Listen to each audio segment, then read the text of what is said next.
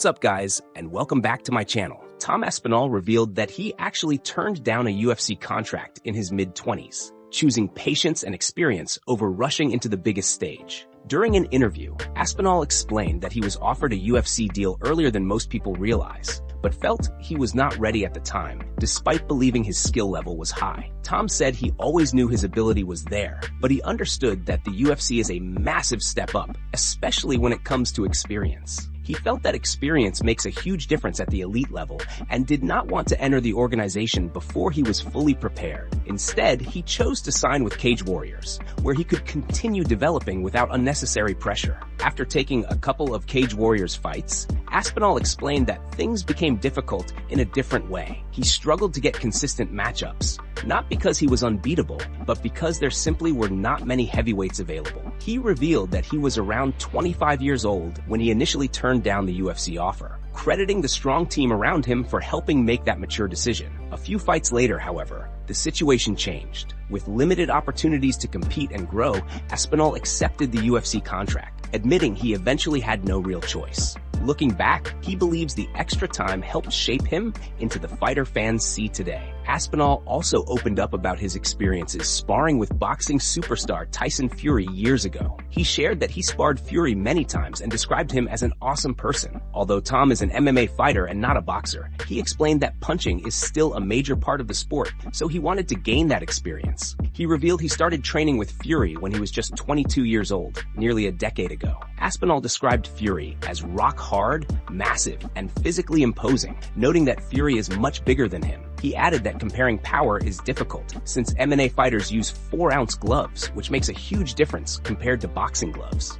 And before we continue, make sure to leave a like on the video and subscribe to help support the channel. Moving on to another news, Ciryl Adesanya opened up about where his mindset is at this stage of his career, making it clear that world titles are no longer his main focus. Adesanya explained that while championships once drove everything he did, his motivation has shifted toward freedom, creativity, and simply enjoying the art of fighting again. He reflected on his 2020 fight against Paulo Costa, where he secured a dominant second-round TKO victory. According to Adesanya, that performance stands out as the most technical and cleanest work of his entire career. He described it as a perfect night, taking virtually no damage while delivering all the punishment, something he considers the highest level of execution inside the cage. When looking specifically at his UFC run, he admitted the Costa fight holds a special place because everything clicked exactly the way he envisioned. Adesanya also touched on other meaningful wins from his past, including battles from his kickboxing days, but emphasized that the emotional weight of certain rivalries mattered just as much as flawless technique. He spoke about a long-running trilogy where he believed he could beat his opponent for years, only to finally break through after repeated setbacks. That moment, he said, was incredibly satisfying on a personal level. Still, when balancing emotion and performance, the Costa fight remains the sweetest overall. Addressing his current situation, Adesanya shared that fans frequently ask if he is retired whenever they see him around Oakland. At first, he felt the need to explain that he was simply taking a break and exploring other parts of life. Now, he jokingly tells people he is retired, letting the posters speak for themselves when the time comes. He made it clear that belts no longer define his purpose. While he acknowledged having 2 shiny titles at home, he said they are no longer what fuels him. Instead, he wants to fight the way he did on his rise to the top, without pressure, expectations, or limitations. Adesanya believes he still performed well as a champion, but now he wants to fight more freely and take risks again. He pointed to moments like attempting risky techniques early in his career,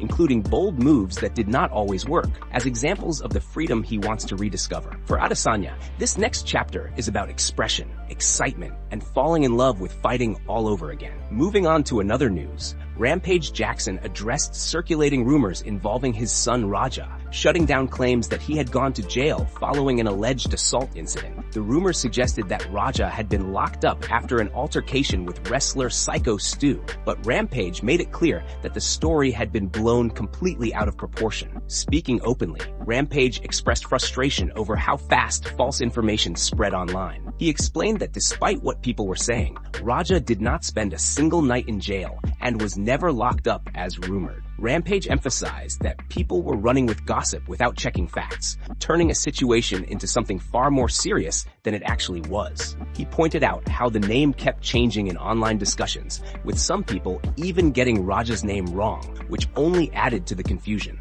Rampage laughed off some of the claims, but made sure to firmly correct the record. According to him, Raja has been back home the entire time and never went to jail at all. Rampage wrapped it up by calling out the non-stop rumors, saying, "People love drama and will believe anything they see on social media." He made it clear that there was no truth to the jail claims and that the situation had been completely misrepresented from the start. Moving on to another news, Darren Till absolutely went off on Paulo Costa after fresh chaos surrounding UFC 326. Not even a week after the fight was officially announced, Paulo Costa has already pulled out of his scheduled bout against Bruno Ferreira, once again sparking backlash from fans and fighters alike. The sudden withdrawal didn't sit well with Darren Till, who wasted no time unloading a brutal rant on X after hearing the news. Till tore into Costa, calling him a big jumped-up joke of a juice head and accusing him of having zero respect for the sport. He went on to say that Costa should just quit fighting altogether and stick to what he sarcastically referred to as his secret juice gig, claiming it's the only thing that ever worked for him. Till didn't hold back at all, labeling Costa a bum and a quitter, repeatedly urging him to walk away from MMA for good. The former title challenger escalated the rant by saying Costa might be the worst fighter to ever compete in the UFC, despite his resume and previous opportunities. Till even dragged Costa's title challenge into the argument, claiming it was worse than his own infamous shot at gold, adding that this comparison alone says everything. The post quickly gained traction online, with fans split between laughing at Till's savage delivery and criticizing the personal nature of the attack. With Costa once again sidelined and Till stirring the pot, the situation has only added more controversy to an already turbulent buildup for UFC 326. Keeping the spotlight firmly on both men for all the wrong reasons. Moving on to another news, Luke Rockhold shared blunt thoughts on Tyron Woodley following his recent knockout loss to Anderson Silva. Rockhold said the result did not surprise him at all and claimed he expected the fight to play out exactly the way it did. According to Rockhold, Woodley simply is not the same fighter anymore and has been on a long decline that fans have struggled to accept. As most people remember, Tyron has not won a fight since submitting Darren Till back in 2018, when he was still the UFC welterweight champion and operating at the top of his game. Speaking during an interview with Submission Radio, Rockhold explained that Woodley no longer appears mentally present once the fight begins. Rockhold said that Tyron is not there to fight anymore and is no longer fully conscious inside the cage. While making it clear that Woodley is still his friend, Rockhold described him as someone who is essentially sleep fighting these days. He added that high-level fighting requires the ability to clearly see punches coming, react in real time, and confidently throw shots back. According to Rockhold, Woodley is missing that awareness now and does not truly look alive in live exchanges. He emphasized that this is not meant as hate, but rather an honest assessment from someone who understands the demands of elite competition. With another knockout loss on his record, many now agree that Woodley's fighting days at the highest level. Moving on to another news, Islam Makhachev has finally responded to recent comments made by Ilia, addressing both the tension and the potential future between them. Last week, Ilia took verbal shots at Islam and Khabib, accusing them of being cocky and arrogant. Ilia went as far as saying he would love to submit Islam in front of Khabib, and even made a disrespectful remark about stepping on Khabib afterward. The comments quickly stirred reaction across the MMA world. Islam responded calmly, saying he can feel that Ilia has some kind of deep frustration or hatred toward them. He explained that sometimes these emotions come from something personal or unresolved, and believes the situation will eventually be sorted out, either before a fight happens or sometime in the future. Islam pointed out that Ilia is currently on a break and suggested that once the timing is right, everything can be settled inside the cage. According to Islam, Ilia seems unhappy about something, and that energy is clearly showing. Islam also gave his honest breakdown of Ilia's fighting style, comparing him to Conor in terms of striking. He said that when it comes to raw power, Ilia might actually have more, but as a counter-striker, Conor was on another level. Islam praised Conor's timing, patience, and ability to make opponents miss before landing his left hand clean. He explained that Conor's counterpunching was special, something that stood apart from most fighters, including Ilia. Beyond the rivalry talk, Islam also revealed new details about his return to the cage and his next title defense. He shared that the UFC offered him a fight in January, but he immediately turned it down. Islam explained that January was impossible because he had already been in camp for 3 months and the timing simply did not make sense. He said it was already too late to prepare properly and told the UFC clearly that January would not happen. Islam added that a return after Ramadan makes much more sense for him, mentioning possible dates in April, May, or June. He also said that if the UFC wants to wait and host the fight at the White House, he would be willing to wait for that opportunity. Otherwise, he is open to fighting earlier. Although the UFC did not tell him the opponent's name,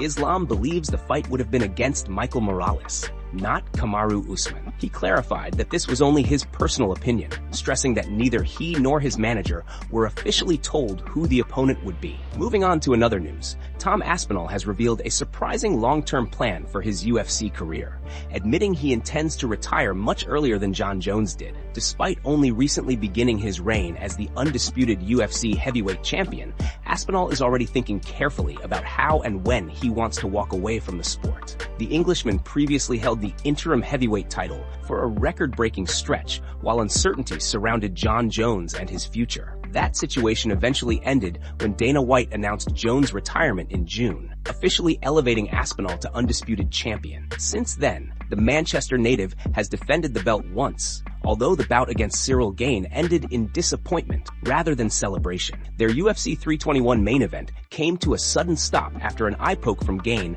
left Aspinall unable to continue. The champion suffered serious eye damage in Abu Dhabi and is still recovering, with a rematch against Von Gaiman expected sometime in 2026. However, Aspinall's recent comments suggest there may not be many fights left beyond that. Jon Jones stepped away from the heavyweight division shortly before turning 38, an age many heavyweights are still comfortable competing at. History shows heavyweights can fight well into their 40s, which is why few were shocked when Jones later teased a potential comeback at the White House in 2026. With Dana White continuing to shut that idea down, it remains unclear whether Jones will return at all. If he stays retired, Aspinall may not be far behind him. At just 32 years old, Aspinall is widely considered to be in his prime. Based on heavyweight trends, he could easily have another decade in the sport if he wanted. Instead, Aspinall has admitted he hopes to retire around 35 or 36. He shared this mindset while introducing British content creator Angry Ginge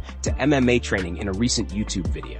Aspinall explained that while some heavyweights fight into their early 40s, that path does not appeal to him. He said as long as he is winning, healthy, and enjoying the sport, he wants to continue. However, he stressed that once the love for fighting fades, that is the moment to step away. The champion also addressed his current situation, confirming his next fight has no date due to the damage caused by Gane's foul. He accused Gane of fighting dirty, echoing past criticisms aimed at the French contender. Aspinall's frustration was obvious when he responded angrily to a post on Gane's Instagram, revealing he still needs surgery and is not medically cleared, while promising to return and settle things decisively once healed.